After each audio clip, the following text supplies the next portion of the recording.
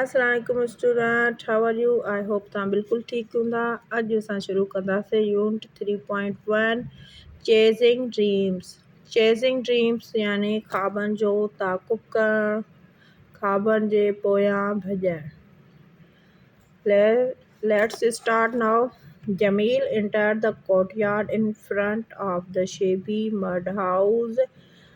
जमील घर जे विरांडे में दाख़िल थियो जेको घर मिटीअ जो ठहियलु हुयो. Walked lazily and collapsed on the चारपाई in the middle of the yard. ॾिमनि जा हलंदे ऐं खट खे सोरियाई पंहिंजे अधर जे विच में. Under the cool moonlit sky. चंड जी हल्की हल्की रोशनी हुई. Looking at Jamil, his father kept his cup of tea on the table and dragged his charpai close to him and asked. Looking at Jamil, Jamil खे ॾिसंदे, his father kept his cup of tea on the table. पंहिंजो चांहि जो कप table ते रखियो and dragged his charpai close to him and asked. ऐं पंहिंजी खट खे सोरे हुन जे भरिसां करे ऐं पुछियाईं, What's the matter, son? छा ॻाल्हि आहे पुट? You seem upset.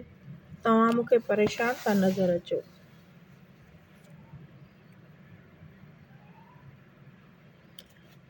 No father, everything is fine. न बाबा, हर शइ बिल्कुलु सही आहे. You just a minute. You don't seem okay. तव्हां मूंखे ठीकु न पिया लॻो. Let's have dinner, then we will talk about it.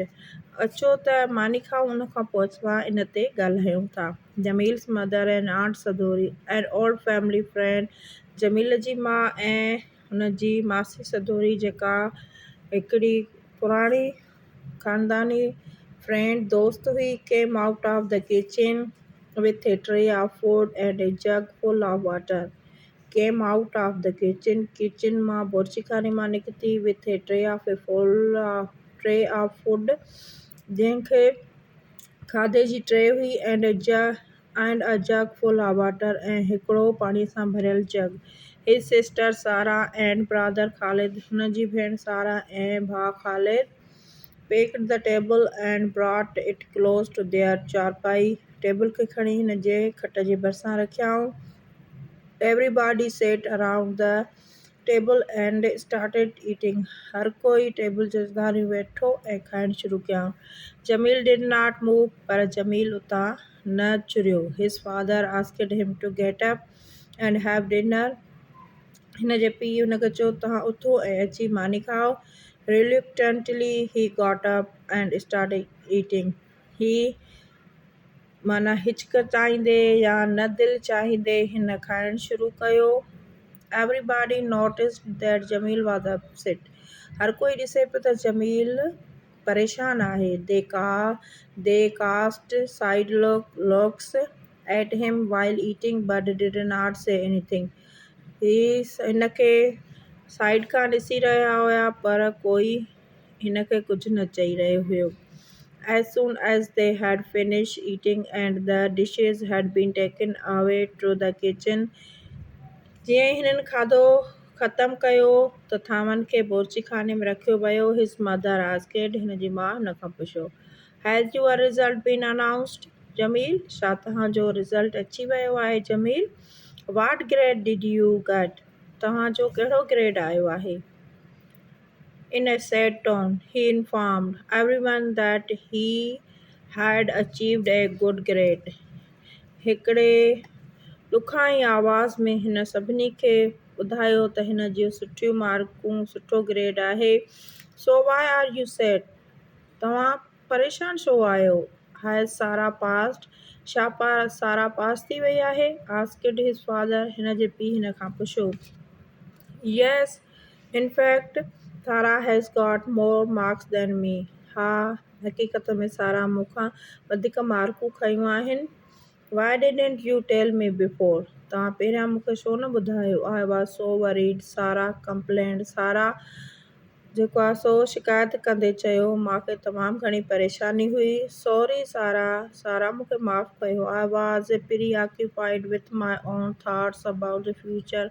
मां पंहिंजे ख़्यालनि में गुम हुयमि, पंहिंजे मुस्तक़बिल लाइ सोचे रहियो हुअमि। यू सी, जीअं तव्हां ॾिसो, you don't have to worry about your career the same way that I do.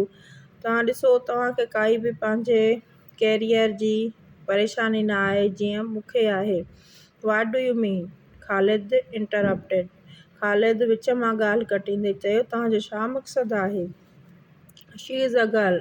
हूअ हिकु छोकिरी आहे।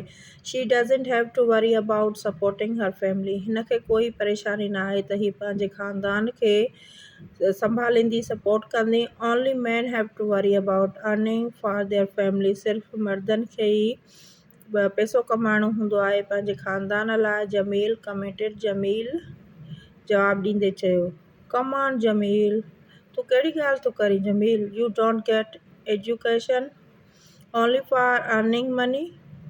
We don't get education only for earning money. असां सिर्फ़ु तालीम पैसा कमाइण लाइ न हासिलु कंदा आहियूं। We do it for improving ourselves and both males and females need it equally. We do it for improving ourselves and both male and female need it equally. असां पंहिंजो पाण खे बहितर बणाइण जे लाइ इहा तालीम हासिलु कंदा आहियूं, भले औरत हुजे या मर्द हुजे, ॿई बराबरि आहिनि। Our Prophet सल्लल्लाहु अलैहि वसल्लम has said that seeking knowledge is obligatory for every male and female. Khalid explained. Our Holy Prophet सल्लल्लाहु अलैहि वसल्लम has said, असांजे प्यारे नबी सल्लल्लाहु अलैहि वसल्लम चयो आहे, that seeking knowledge is obligatory for every male and female. त तालीम हासिलु करणु सभिनी जे लाइ बराबरि आहे, फ़र्ज़ु आहे हर औरत ऐं मर्द ते। ख़ालिद एक्सप्लेन। ख़ालिद हुननि खे जेको आहे सो सम्झायो, ॿुधायो। Jameel felt ashamed. जमील खे शर्म अची रहियो हुयो। Yes you are right, I agree with you. हा, तव्हां सही था चओ, मां तव्हां सां मुतफ़िक़ आहियां।